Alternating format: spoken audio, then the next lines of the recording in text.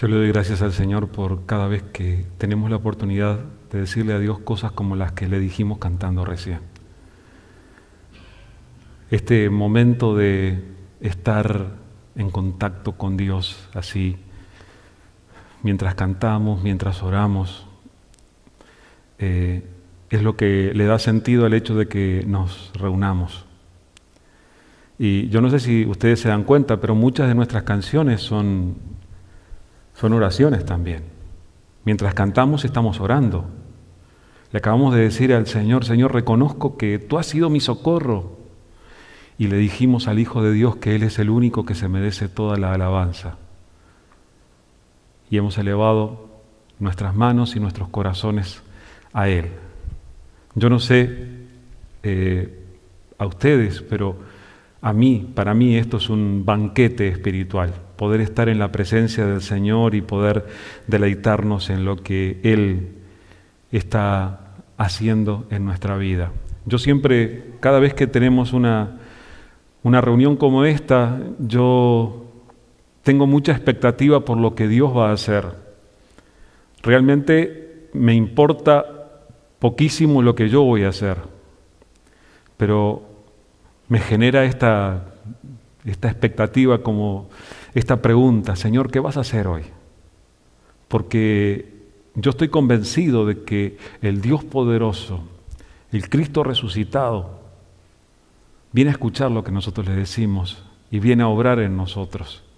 Y cada vez que Él está, así como cuando leemos en los evangelios que cada vez que Él estaba en medio de la gente algo pasaba, cada vez que Él está en medio de nosotros algo pasa también.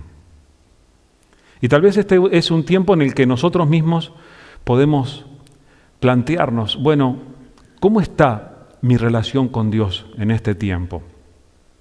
No me contesten en voz alta, pero por favor piénsenlo. ¿Cómo está tu relación con el Señor en este tiempo? En una escala del 1 al 10. ¿Cómo será tu trato con el Señor, tu relación con el Señor? ¿Estamos en el 1, en el 2? Quiere decir que necesitamos un tiempo de reconciliación con el Señor. ¿O estamos en el 10? Estamos allá, disfrutando de toda su gracia y viendo grandes resultados en nuestras vidas, resultados y frutos de la presencia y de la obra de Dios en nosotros. ¿Dónde estamos en nuestra relación con Dios? Los que caminamos con Jesús procuramos tratar con Él. Ustedes saben que esto es lo que pasa con cualquier relación. Cuando hay personas que generan un afecto entre ellas, ¿qué es lo que pasa? Esas personas tratan de relacionarse más, procuran conocerse más. Y es lo que nosotros establecemos con el Señor, establecemos una relación. No tenemos nosotros una religión nada más. No es que solamente tenemos un cuerpo de doctrinas que son las que están allí en nuestra cabeza y con eso nos conformamos. Nosotros establecemos una relación verdadera con Dios, con el Dios que envió a su Hijo Jesucristo a morir en nuestro lugar. Y entonces nosotros tenemos que evaluar de vez en cuando esa relación, porque vamos a ser honestos, a todos nos pasa que nuestra relación con Dios a veces tiene altos y bajos, tiene subidas y bajadas. Todos nosotros de vez en cuando cometemos errores y necesitamos volver corriendo a Dios y decirle, Señor, otra vez, pequé contra ti, estuve mal, me equivoqué, necesito volver. Y hay uno de los aspectos de nuestra vida cristiana que yo considero que es especial. Es nuestra vida de oración. Acá, cuando estamos juntos, cuando estamos en el servicio, venimos y tenemos momentos en los que oramos a Dios. Roberto nos dirigió en oración, Nancy nos dirigió en oración. Hemos estado orando y, como estábamos diciendo, aún en las canciones hemos estado orando a Dios. Pero aparte de lo que hacemos aquí cuando estamos juntos, ¿tenemos que orar también en nuestra vida personal, privada? Por supuesto. Nosotros somos discípulos de aquel que dijo, y tú cuando ores, entra en tu habitación y cerrada la puerta, ora a tu Padre que ve en lo secreto, y tu Padre que ve en lo secreto te va a recompensar en público. ¿No dijo eso Jesús en el Sermón del Monte? Los cristianos somos personas que oramos. Ahora, yo tengo una pregunta para ti. ¿Te gustaría tener una vida de oración poderosa? ¿Alguno de ustedes le gustaría? Hágame así aunque sea. Sí. Los cristianos yo creo que sentimos el desafío de tener una vida de oración poderosa. Ahora, ¿qué es una vida de oración poderosa? Una vida de oración poderosa para mí sería recibir muchas respuestas de parte de Dios y ver que como respuesta a nuestras oraciones Dios obra cosas inexplicables, milagros, ¿o no? Yo creo que nosotros sentimos ese desafío de que nuestra vida de oración no sea nada más cumplir con el requisito, bueno, como soy cristiano, vamos a comer, bueno, esperen que vamos a dar gracias por los alimentos, y ahí oramos. Entonces es como que marcamos, oración por los alimentos, hecho. No, la oración es mucho más que eso. Y yo creo que todos sentimos este desafío a tener una vida de oración poderosa. Una vida de oración en la que verdaderamente haya un resultado de nuestro contacto directo con Dios. Y hay veces que nos sale bien y hay veces que no nos sale tan bien esto de tener una vida de oración intensa y poderosa. Es algo en lo que necesitamos seguir trabajando. Hoy traje para compartirles, sentí de compartirles esta vieja historia de algo que ocurrió en el ministerio de Jesús, durante su ministerio, y que es algo que yo creo que tendría que desafiarnos en cuanto a nuestra vida de oración. Yo les invito a buscar en su Biblia, esto está en Marcos capítulo 9. Marcos capítulo 9, versículos 14 al 27. Es lo que voy a leer de la palabra del Señor. Marcos 9, 14 al 27.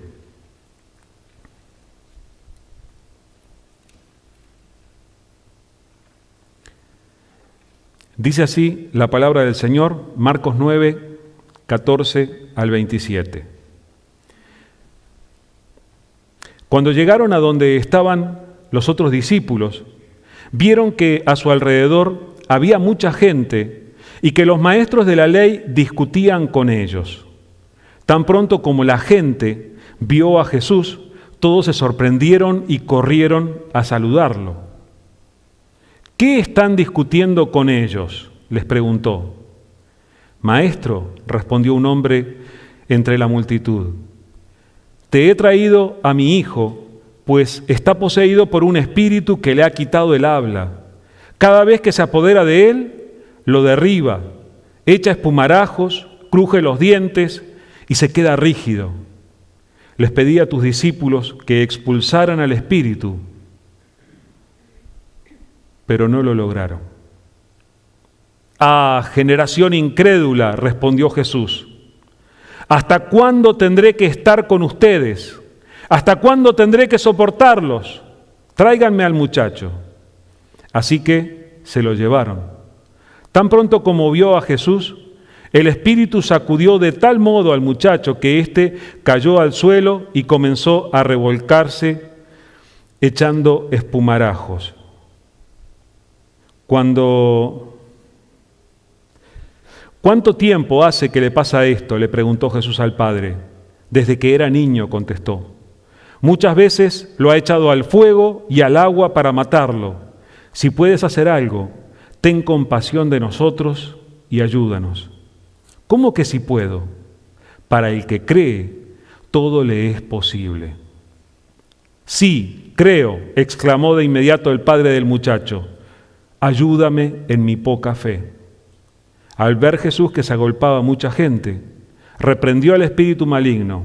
Espíritu sordo y mudo, dijo, te mando que salgas y que jamás vuelvas a entrar en él. El espíritu, dando un alarido y sacudiendo violentamente al muchacho, salió de él.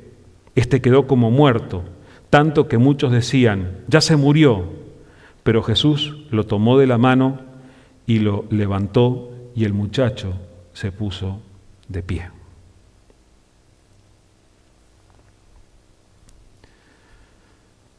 Esta es una de esas tantas experiencias que se nos cuentan en la palabra del Señor, estos eventos que tuvieron lugar durante el ministerio de Jesús. Y ustedes saben, en el ministerio de Jesús ocurrieron tremendos milagros y este es uno de ellos.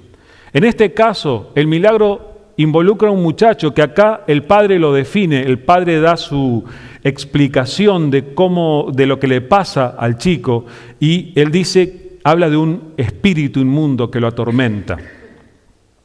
Hoy en día nuestros médicos y psicólogos y científicos buscan dar otra explicación y tal vez con la descripción que el padre da dirían, el muchacho tuvo epilepsia. No sé, llámele epilepsia, llámele demonio.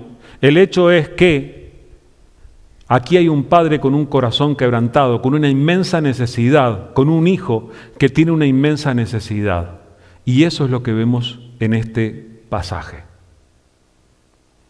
Ahora, yo creo que todos podemos identificarnos.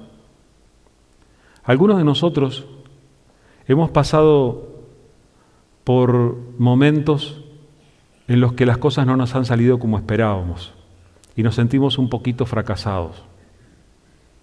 Puede pasarnos en el trabajo, puede pasarnos en la familia, en diferentes ámbitos. Cuando ustedes notaron, cuando empieza el relato, dice que se juntaron con los otros discípulos. El pasaje que hay antes de este cuenta que Pedro, Jacobo y Juan acompañaron a Jesús a la cumbre de un cerro y allí fue donde Jesús se transfiguró y vieron su gloria y estuvieron Moisés y Elías, dice, y fue un momento muy especial. Jesús baja con estos 3 discípulos y se encuentra con los otros y es cuando encuentra esta discusión. Ahora, el relato dice que los encuentra discutiendo y la gente cuando ve que viene Jesús, ellos se acercan corriendo para hablar con él y él pregunta, ¿qué estaban discutiendo con ellos? Y es entonces que sale un hombre de entre la multitud que tiene una explicación que dar y le habla de que trajo a su hijo que está pasando por una situación muy difícil. Y lo trajo y estaban los discípulos y él quiso pedirle ayuda. Y entonces, dice, le pedí a tus discípulos que expulsaran al espíritu. Pero no lo lograron.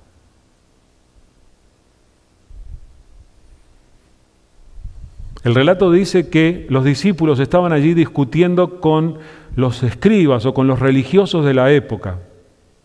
Entonces, tal vez estaban discutiendo, bueno, no, lo que pasa es que para hacer esto se hace de otra manera, o se hace de esta manera o de esta otra. No sé cuál era el contenido de la discusión. El hecho es que este padre dice con toda sinceridad, traje a mi hijo con su necesidad, lo traje a tus discípulos para que me ayudaran. Y a mí me duele esta frase, pero no lo lograron. ¿Alguna vez estuviste en esa situación? ¿Alguna vez estuviste en la posición de intentar hacer algo y tal vez pensar que, bueno, que se podía hacer, que sabías cómo hacerlo y luego no tener éxito? Yo creo que todos hemos estado allí en algún momento. Aquellos discípulos se debían sentir mal, se deben haber sentido avergonzados. Yo me he sentido avergonzado cuando he intentado hacer algo y no lo logré.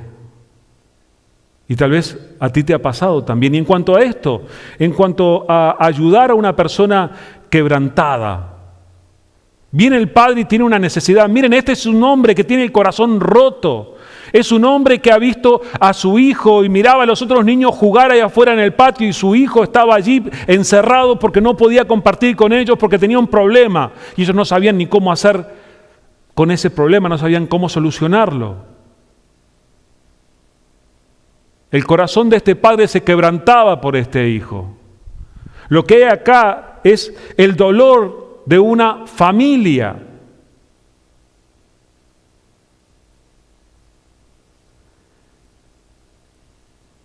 Vinieron a los discípulos y los discípulos no lo lograron. Yo creo que Jesús quiso dejar que el dolor de aquella derrota, vamos a llamarla así, de los discípulos, les dejara una lección que ellos pudieran aprender. La pregunta sería, ¿por qué los discípulos no pudieron ayudar? Jesús les dijo esto: generación incrédula, ¿hasta cuándo tendré que estar con ustedes? ¿Hasta cuándo tendré que soportarlos? Tráiganme al muchacho. Jesús hizo dos preguntas allí, pero las preguntas no son lo más importante. ¿Hasta cuándo tendré que estar con ustedes? ¿Hasta cuándo tendré que soportarlos? Eso refleja el hecho de que Jesús, que siempre había estado en su gloria, rodeado por sus ángeles, que siempre le honraron, ahora tenía que vérselas con personas comunes y corrientes como nosotros. Y estas personas tienen limitaciones. Estas personas, como nosotros, muchas veces no han aprendido todavía lo que necesitan aprender para poder ayudar, como en ese caso. Pero la frase que es el centro de la respuesta a la pregunta ¿por qué no lo lograron? Es la primera: generación incrédula, dice Jesús. ¿Qué es lo que está diciendo? Está diciendo que lo que impidió que ellos ayudaran en aquel caso fue su incredulidad. Para hacer algo así, hay que creer.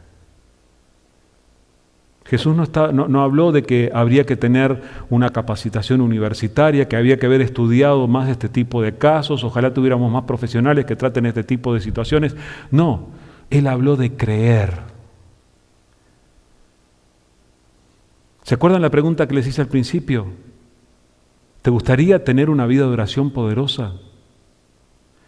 La vida de oración poderosa tiene que ver con la fe, tiene que ver con el creer.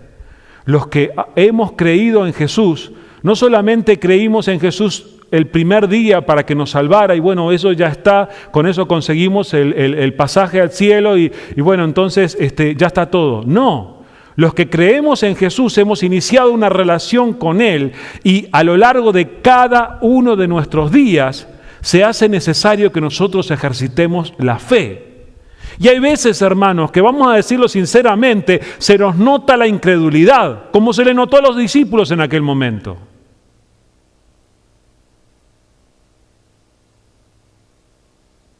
Los discípulos sabían que Jesús era el Salvador. No era una cuestión de haberse equivocado en cuanto a su doctrina, era una cuestión de haberse equivocado en cuanto a su práctica, en cuanto a aplicar la fe que tenían a la situación de aquel día. Algunos de estos mismos discípulos, después de la resurrección de Jesús, los vamos a ver haciendo cosas tremendas. Dice el libro de Hechos que había gente que se sanaba cuando la sombra de Simón Pedro los tocaba. No sé qué les parece eso. Me parece que la fe de Simón tuvo otros momentos diferentes a aquel. La cosa es que la fe es algo tremendamente importante para nosotros. Roberto leyó este versículo al principio del servicio. En realidad, sin fe es imposible agradar a Dios, ya que cualquiera que se acerca a Dios tiene que creer que Él existe y que recompensa a quienes lo buscan. El hecho de tener fe o no es opcional para los que buscamos la salvación en Cristo Jesús. No es que podemos tener fe o no. La palabra de Dios dice categóricamente que sin fe, y pocas veces dice que algo sea imposible, pero la palabra de Dios dice que sin fe es imposible agradar a Dios. No sé si te queda claro. Si no tienes fe, a Dios no le agradas. Si le vas a agradar a Dios, tu vida tiene que llenarse de fe. Ahora, este es un planteo que nos tenemos que hacer cada uno de nosotros. Si vas a caminar con Jesús, vas a tener que erradicar el virus de la incredulidad de tu corazón. Sí, hermanos, hay veces que nosotros también, como aquellos discípulos, no lo logramos. Pero el Señor nos invita a que nosotros mejoremos y yo creo que por eso Él nos dejó también el ejemplo de esta misma historia. Ahora, cuando las cosas siguen adelante, en su diálogo con el Padre, es tan hermoso ese diálogo que tiene Jesús con el papá del joven que tenía el problema. En ese diálogo Jesús le va a decir algo tremendamente importante, que yo creo que es muy importante para nosotros y tal vez sea el centro de la enseñanza que Él quiere darnos. Él nos dice esto: para el que cree, todo es posible.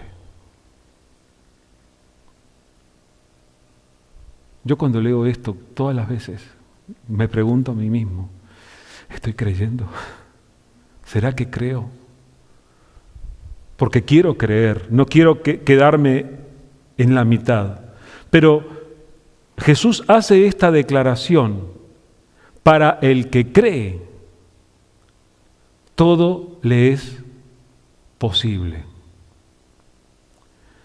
La palabra de Dios muchas veces hace declaraciones que son generales, que son grandes. En muchas ocasiones la palabra de Dios habla de todos. Ustedes saben, por ejemplo, que en Romanos 3:23 dice, por cuanto pecaron, ¿cuántos pecaron? ¿15? ¿500? Todos, dice. Y cuando dice todos, los incluye a todos. No existe persona que pise el planeta que no haya pecado, porque dice que todos pecaron. Cuando es todo, es todo. Ahora, cuando leemos esto, es un inmenso desafío, hermanos. ¿Vieron lo que dice? Para el que cree, algunas cosas son posibles. ¿Dice eso? Corríjanme, por favor. Todo es posible. Hay muchas cosas que son imposibles para nosotros como seres humanos. Que nosotros no somos capaces por nuestra falta de recursos, nosotros no somos capaces porque no contamos con las habilidades necesarias a veces para hacer ciertas cosas. Pero Jesús nos plantea un desafío a ir más allá de nuestras capacidades, a ir más allá de nuestros recursos, más allá de lo que tenemos, más allá de lo que podemos. Y Jesús nos dice, para el que cree, todo es posible. Todas las cosas. Tal vez en aquella ocasión, echar fuera al demonio que oprimía a aquel muchacho era imposible para un ser humano. Pero Jesús dice, Para el ser humano en su condición caída y con su relación rota con Dios, sí, es imposible. Pero para el ser humano que camina en una relación sana con Dios por la fe, cuando cree, todo le es posible, incluyendo eso. La Biblia está llena de historias que nos relatan ese tipo de experiencias en las que seres humanos comunes y corrientes experimentaron cosas tremendas. Y nosotros podemos seguir leyendo, por ejemplo, el capítulo 11 de Hebreos, y vamos a encontrar esa lista de personas que hicieron cosas tremendas por la fe. Personas que creyeron y como creyeron, vieron delante de sus ojos hacerse lo imposible. Moisés, delante de todo el pueblo, alzó su mano con el bastón, lo puso hacia adelante y el mar rojo se abrió y hizo un camino en seco para que el pueblo pasara.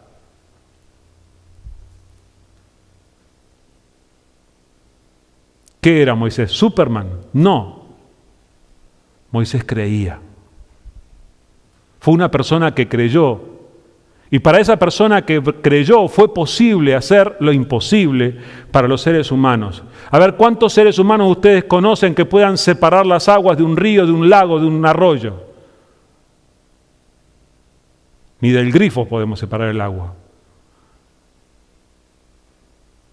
Sin embargo, hubo uno que creyó y que le fue posible. Simón Pedro, durante el propio ministerio de Jesús, tuvo el privilegio de ser un hombre que caminó sobre el agua como si fuera sólida y no estaba congelada.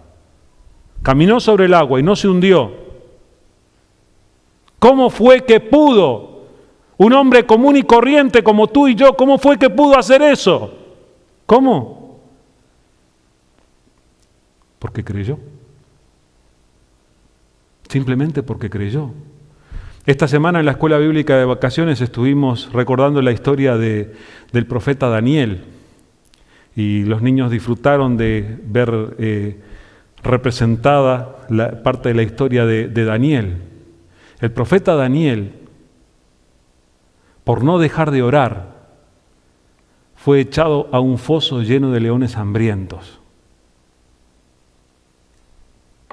Los leones generalmente tienen la costumbre de cenarse a los invitados cuando tienen hambre. Daniel sobrevivió. ¿Por qué? Porque creyó. Hay desafíos que se presentan en nuestra vida y que hay veces que nosotros rápidamente podemos colgarle el cartel, el título de imposible. Tenemos que recordar esto que dijo el Señor. Para el que cree, todo es posible. Este milagro del niño endemoniado liberado es contado en los otros evangelios también. Ustedes saben que hay paralelismo, Mateo, Marcos, Lucas, Juan. El relato cuenta que los discípulos, después de pasar esto, después de que el niño fue liberado, cuando estuvieron otra vez a solas con Jesús, le preguntaron, Señor, ¿y qué pasó? ¿Por qué nosotros no pudimos hacerlo? ¿Por qué nosotros no lo logramos? En el Evangelio de Mateo nos cuenta que Jesús les respondió esto. Les dijo, porque ustedes tienen tan poca fe. Les aseguro que si tienen fe tan pequeña como un grano de mostaza, podrán decirle a esta montaña, trasládate de aquí para allá, y se trasladará. Para ustedes, nada será imposible. No solamente lo dijo, no solamente dijo aquella frase, para el que cree todo es posible, sino que lo reafirma y vuelve a agregar y vuelve a poner un ejemplo. Gracias a Dios, No he visto muchos seres humanos que andan trasladando montañas de aquí para allá. Les agradecería que no prueben, hermanos, no salgan de aquí a estar moviendo montañas. Dejen la geografía como está. Pero yo creo que este es un desafío que el Señor nos está planteando. ¿Por qué no pudimos?, le preguntan los discípulos. Porque ustedes tienen poca fe. ¿Y será que tienen que tener más fe entonces? Y es lo que nosotros también nos planteamos hoy. De repente necesito tener más fe para enfrentar las cosas que tengo que enfrentar. Necesito esa fe gigante que me va a capacitar para vivir eso que me va a hacer superar lo imposible. Y Jesús dice, si tuvieres fe como un grano de mostaza, una semilla de mostaza, entonces vas a poder decirle a una montaña que se mueva y se va a mover.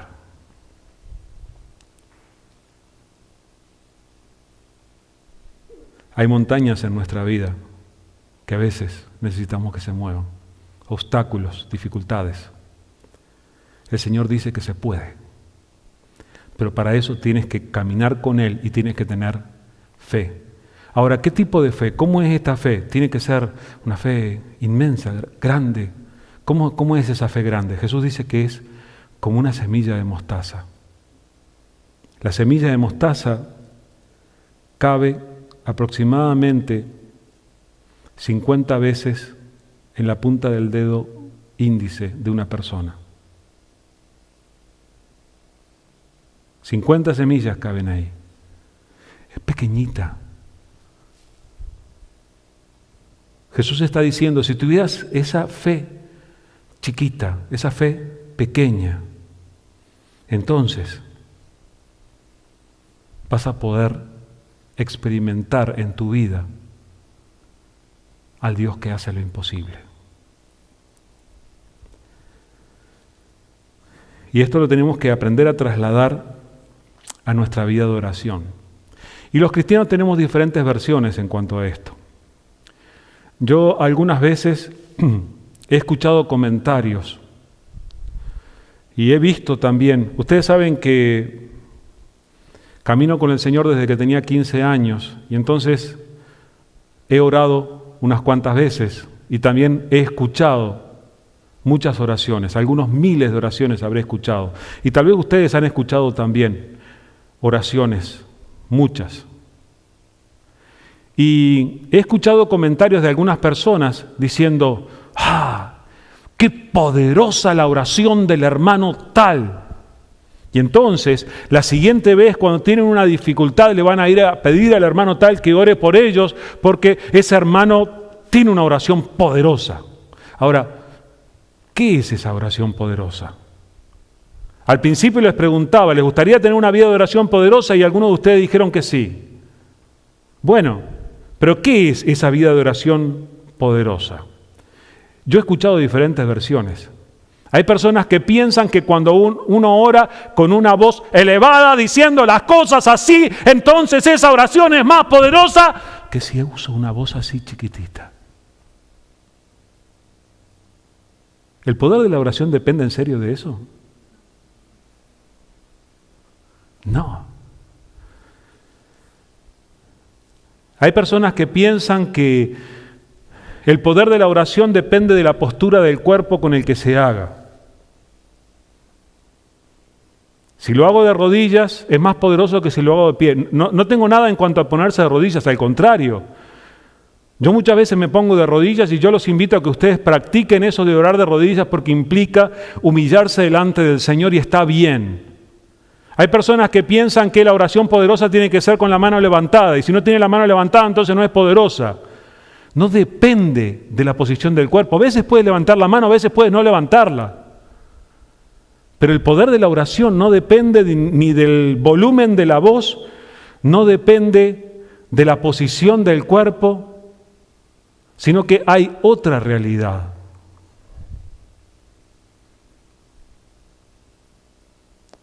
El poder no está en el que ora, sino en el que responde.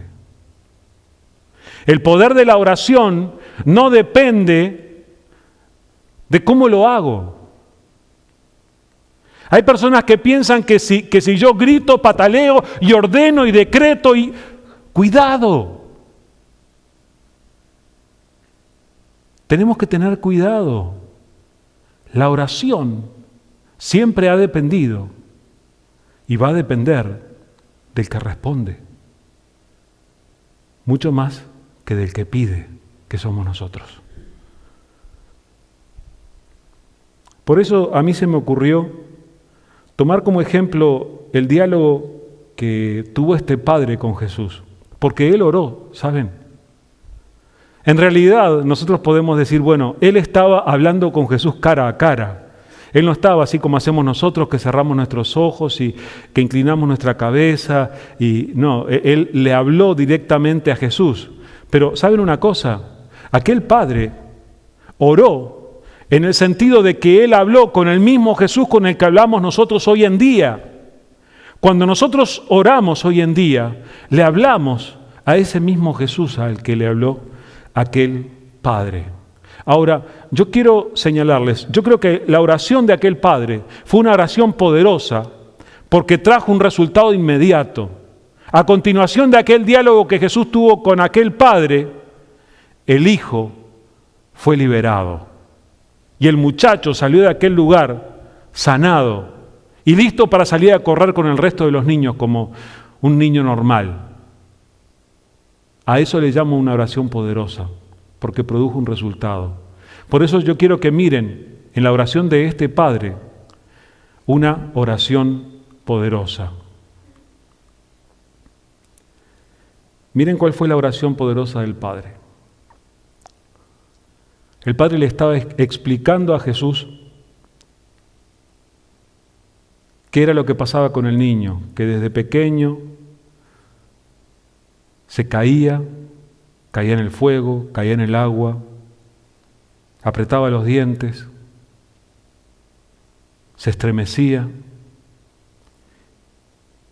Y al terminar la explicación le dice, si puedes hacer algo, ten compasión de nosotros y ayúdanos. Si puedes hacer algo, ten compasión de nosotros y ayúdanos. ¿Ustedes considerarían esa una oración poderosa? Ya dijimos que fue poderosa porque tuvo un resultado, ¿verdad? Pero he escuchado tantas personas que dirían, para empezar, esa fue una oración así cortita. Las oraciones poderosas se supone que son largas. ¿Desde cuándo?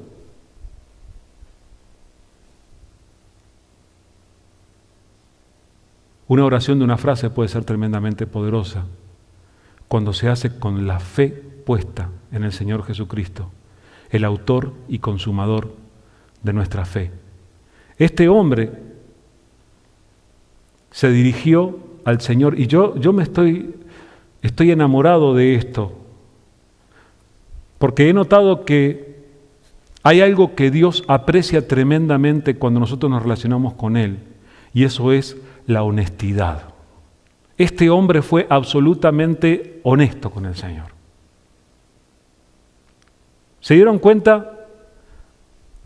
Esta oración, si puedes hacer algo, ten compasión de nosotros y ayúdanos.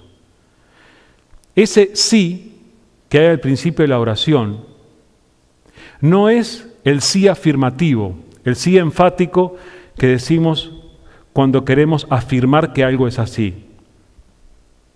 Sí, sí puedes. No. Él no estaba diciendo ese, sí puedes hacer algo. No estaba afirmándolo. Este es el sí condicional. Es el sí de la duda. Esto es lo que nosotros le decimos al médico cuando el médico nos dice, bueno, señor, usted padece de tal cosa. Entonces nosotros le decimos al doctor, bueno, doctor, si usted tiene alguna medicina que me pueda ayudar para esto, que tal vez la tenga, tal vez no la tenga. Acá el hombre está empezando su oración con una duda. Bueno, sí puedes, tal vez pueda, tal vez no. No parece una oración poderosa a simple vista, pero me gusta lo que dice a continuación. Para empezar, no le está pidiendo justicia, le está pidiendo compasión, le está pidiendo misericordia. Nosotros de Dios, si fuéramos a recibir justicia, recibiríamos el castigo por todos nuestros pecados, que son muchos. Pero lo que Dios tiene por nosotros es misericordia, es compasión. Su amor en acción es lo que lo mueve a obrar a nuestro favor. Este hombre le pide a Dios compasión y ayuda. Y además, no pide solamente para el muchacho, ¿se dieron cuenta? Sino que habla en primera persona del plural, habla en nosotros. Ten compasión de nosotros. Está hablando de la familia. Está reconociendo delante de Jesús que lo que le estaba pasando al niño no era solo una cuestión del niño, sino que los afectaba a todos ellos. Él se sentía afectado. Él era también parte de nosotros que sufría el quebrantamiento del dolor de aquel muchacho. Ayúdanos a nosotros. Esta es una oración tremendamente honesta. Si puedes hacer algo,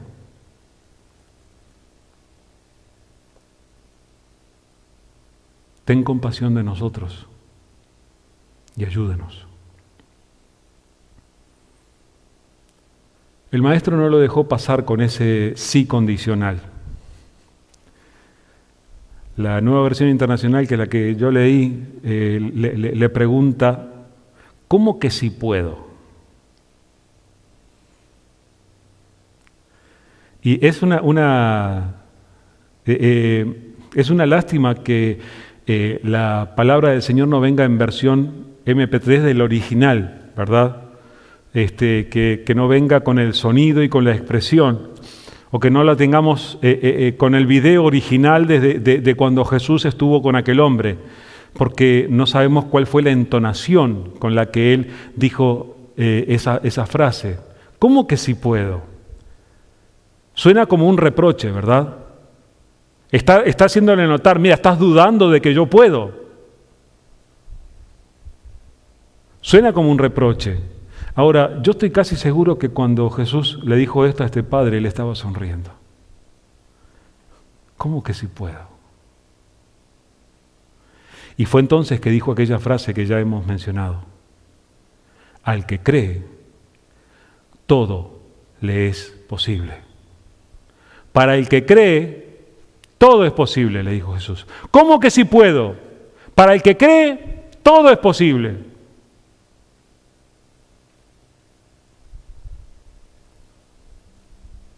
Lo cuestiona al hombre. ¿Será que tú puedes? ¿Será que tú crees? ¿Será que estás entre los que creen para que esto también sea posible? Y el hombre inmediatamente responde con la segunda parte de su oración. Le dijo, sí creo.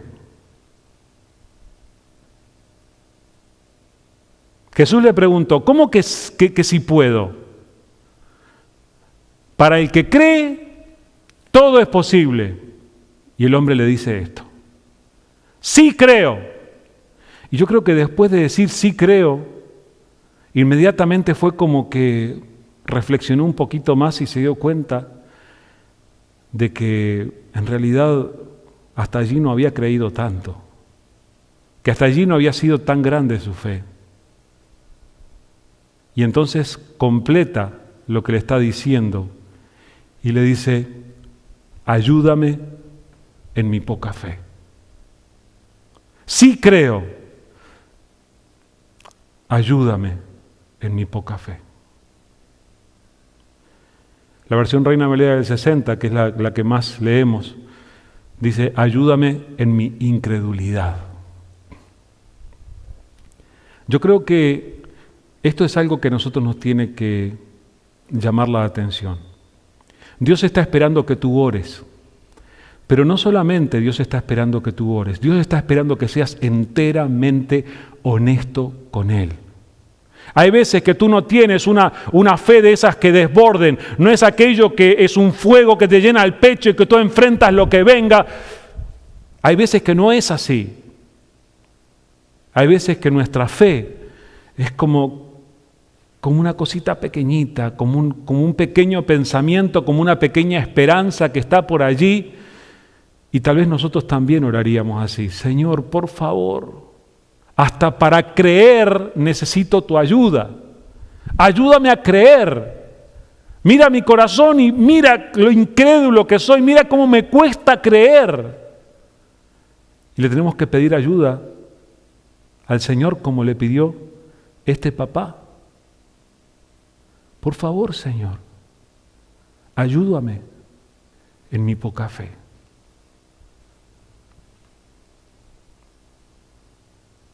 Tal vez te des cuenta de que no tienes una inmensa fe en tu corazón. Pero yo te quiero recordar lo que dijo Jesús. Alcanza con que tengas una fe tan grande como una semilla de mostaza.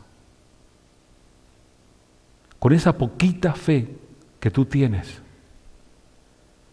el Todopoderoso puede hacer lo imposible. El Todopoderoso es Él, no nosotros. Nosotros somos los que le presentamos nuestra necesidad.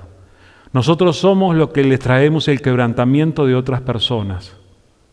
Espero que todos nosotros tomemos esto como un desafío para orar, como un desafío para seguir buscando a Dios en oración y para seguir entregándole esas situaciones que van más allá de lo que nosotros podemos hacer con nuestros recursos. Con esa poca fe que tú tienes, Dios es capaz de hacer lo imposible. Cuando enfrentes las situaciones en las que te des cuenta de que no lo logras, no te desanimes. Vuelve a buscar a Dios. Vuelve a acercarte a Él y recuerda que el Señor dijo que para el que cree, todo es posible.